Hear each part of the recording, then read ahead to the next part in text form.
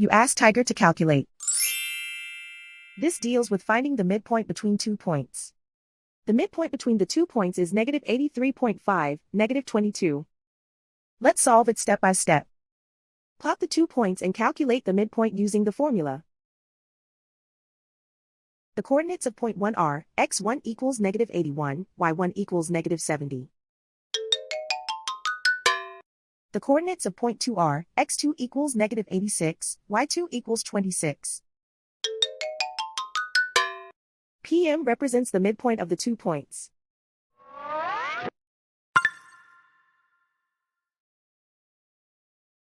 Use the x values in the midpoint formula to find the midpoints x. x1 equals -81. x2 equals -86. Simplify the arithmetic.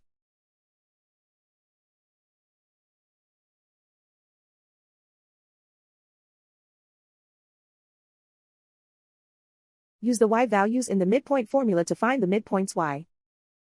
y1 equals -70. y2 equals 26. Simplify the arithmetic.